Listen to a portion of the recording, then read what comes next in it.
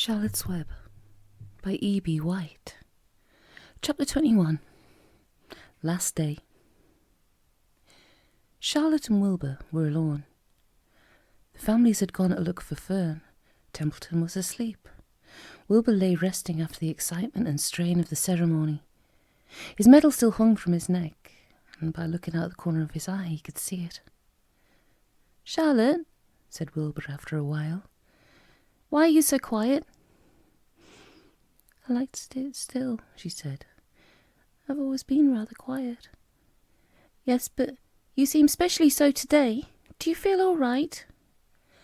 "A little tired, perhaps, but I feel peaceful.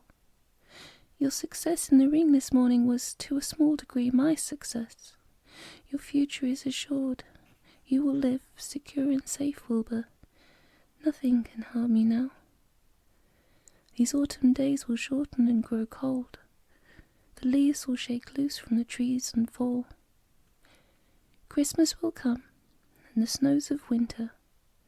You will live to enjoy the beauty of the frozen world, for you mean a great deal to Zuckerman, and he will not harm you ever. Winter will pass, the days will lengthen, the ice will melt in the pasture pond. The song sparrow will return and sing. The frogs will awake. The warm wind will blow again. All these sights and sounds and smells will be yours to enjoy, Wilbur. This lovely world, these golden days." Charlotte stopped. A moment later a tear came to Wilbur's eye. "Oh, Charlotte," he said, "to think that when I first met you, I thought you were cruel and bloodthirsty." When he recovered from his emotions, he spoke again. "Why did you do all this for me?" he asked. "I don't deserve it. I've never done anything for you." "You have been my friend," said Charlotte. "That in itself is a tremendous thing. I wove my webs for you because I liked you. After all, what's a life anyway? We're born, we live a little while, we die. A spider's life can't help being something of a mess, with all this trapping and eating flies. By helping you, perhaps I was trying to lift up my life a trifle. Heaven knows, anyone's life can stand a little of that." "Well," said Wilbur, "I'm no good at making speeches. I haven't got your gift for words. But you've saved me, Charlotte, and I would gladly give my life for you. I really would." "I'm sure you would, and I thank you for your generous sentiments." "Charlotte," said Wilbur, "we're all going home today. The fair is almost over. Won't it be wonderful to be back home in the barn cellar again with the sheep and the geese? Aren't you anxious to get home?" For a moment Charlotte said nothing. Then she spoke in a voice so low Wilbur could hardly hear the words. "I'll not be going back to the barn," she said. Wilbur leapt to his feet. "Not going back? Charlotte, what are you talking about?" "I'm done for," she replied. "In a day or two I'll be dead. I haven't even strength enough to climb down into the crate. I doubt if I have enough silk in my spinned red to lower me to the ground." Hearing this, Wilbur threw himself down in an agony of pain and sorrow. Great sobs racked his body. He heaved and grunted with desolation. "Charlotte," he moaned. "Charlotte, my true friend." "Come now, let's not make a scene," said the spider. "Be quiet, Wilbur. Stop thrashing about." "But I can't stand it," shouted Wilbur. "I won't leave you here alone to die. If you're going to stay here, I shall stay too." "Don't be ridiculous," said Charlotte. "You can't stay here. Zuckerman and Lurvy and John Harrable and the others will be back any minute now, and they'll shove you into that crate and away you'll go. Besides, it wouldn't make any sense for you to stay. There would be no one to feed you.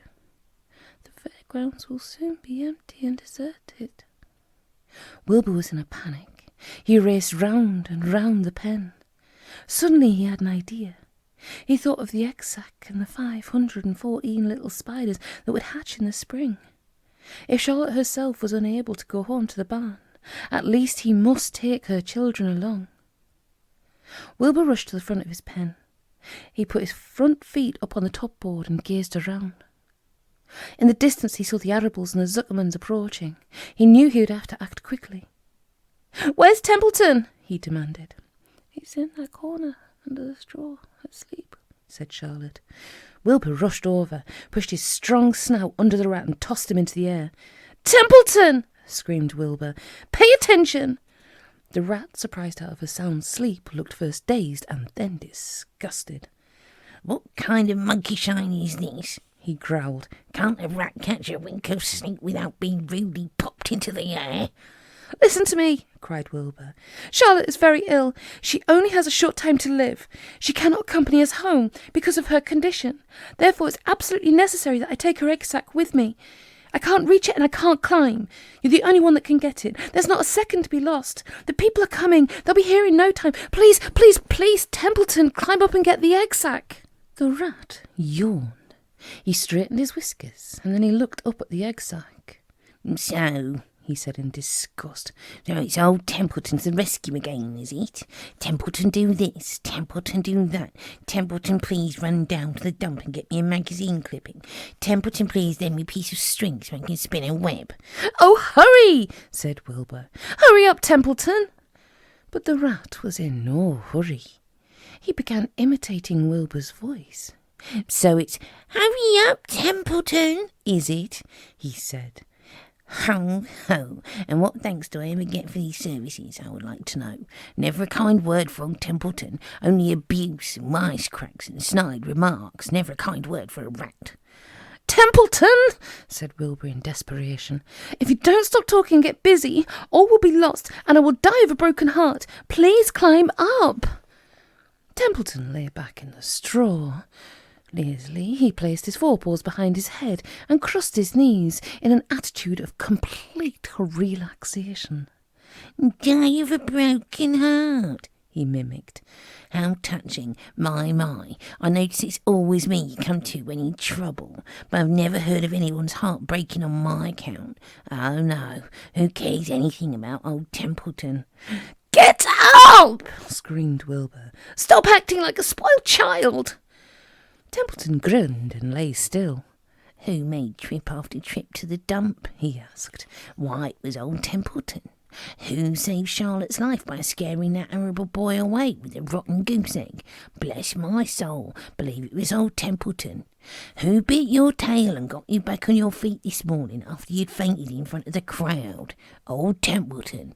Has it ever occurred to you that I'm sick of running errands and doing favours? What do you think I am, anyway? A rat of all work?" Wilbur was desperate. The people were coming, and the rat was failing him. Suddenly he remembered Templeton's fondness for food. "Templeton," he said, "I will make you a solemn promise. Get Charlotte's egg sack for me, and from now on I will let you eat first when Lurvy slops me. I will let you have your choice of everything in the trough, and I won't touch a thing until you're through." The rat sat up. "You mean that?" he said. "I promise. I cross my heart." "All right, it's a deal," said the rat. He walked to the wall and started to climb. His stomach was still swollen from last night's gorge. Groaning and complaining, he pulled himself slowly to the ceiling. He crept along till he reached the egg sack. Charlotte moved aside for him. She was dying, but she still had the strength enough to move a little.